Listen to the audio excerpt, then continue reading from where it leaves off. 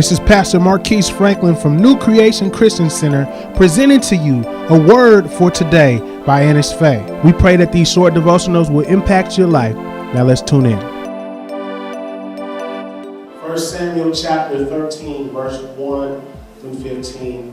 This is one of my featured scriptures for today. It says this: Saul reigned 1 year, and when he had reigned 2 years over Israel, that's funny, Saul chose for himself 3,000 men of Israel. 2,000 were in Saul, in Michmash, and in the mountains of Bethel. And 1,000 were with Jonathan in Gibeah of Benjamin. The rest of the people he sent away, every man to his tent. And Jonathan attacked the garrison of the Philistines that was in Geba, and the Philistines heard of it. Then Saul blew the trumpet throughout all the land, saying, "Let the Hebrews hear." Now all Israel has said that Saul had attacked the garrison of the Philistines, and the Israelites and Israel had also become an abomination to the Philistines. And the people were called together to Saul at Gilgal.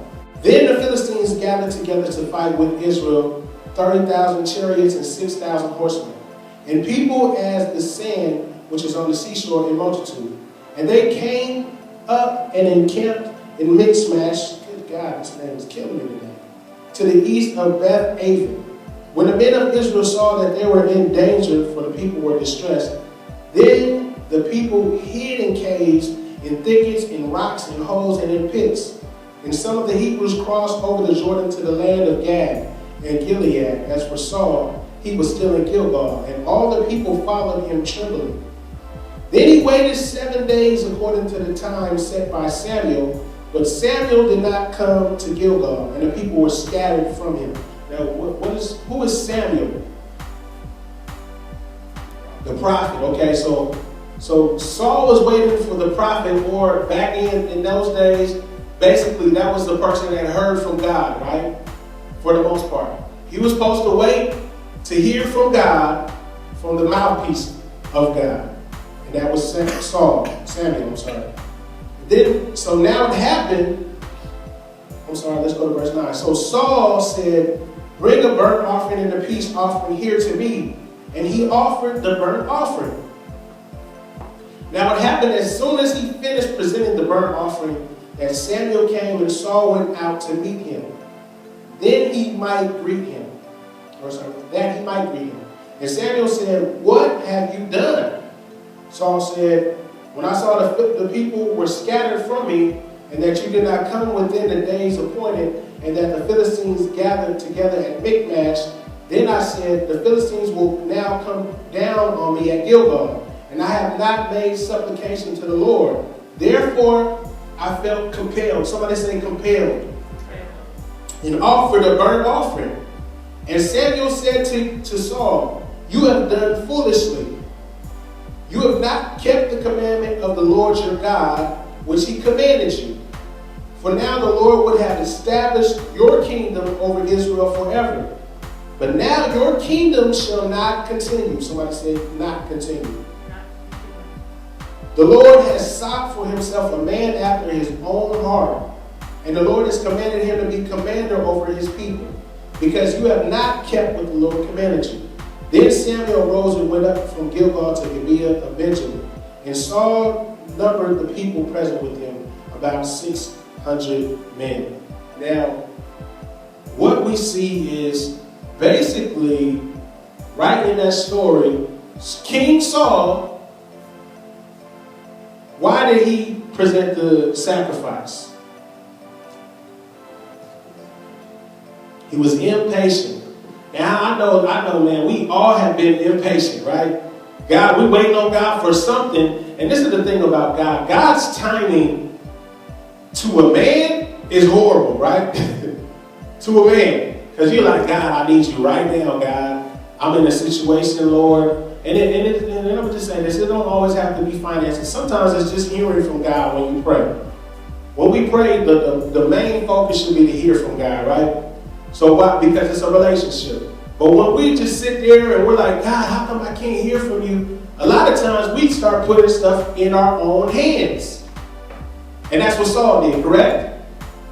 Saul began to put things in his own hands. Now let's think about the sacrifice. Why was him creating a sacrifice so bad?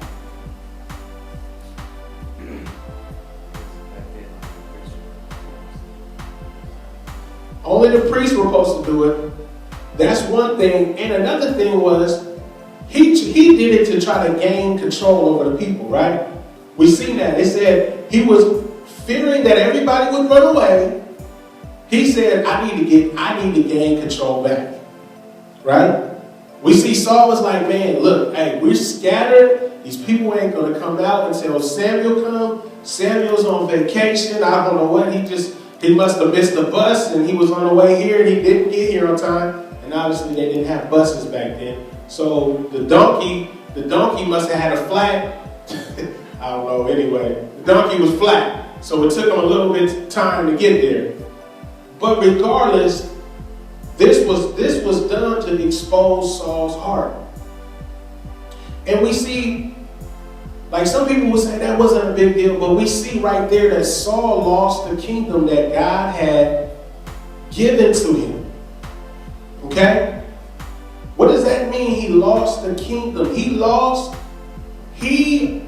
By doing something that he was not supposed to do, lost what God had for him. Does that mean the kingdom? See, this is the thing about God. A lot of times when somebody sees this, does this mean that as soon as Saul did this, that his kingdom was taken right under from his feet? We don't see it naturally. But we do begin to see spiritually what begins to happen with Saul. And we begin to see what happens with the people that come after him. We pray that this message has encouraged you today. And we invite you to join us Saturday nights at 7 p.m. in the Emerald City Bible Fellowship building located at 7728 Rainier Avenue South, Seattle, Washington, 98118. Once again, that's Saturday nights at 7728 Rainier Avenue South, Seattle, Washington, 98118. If you have any prayer requests, comments, or questions, visit our website, newcreationwa.org. And on there, we have our links to our Facebook and Twitter sites as well. We would love to hear from you. God bless you.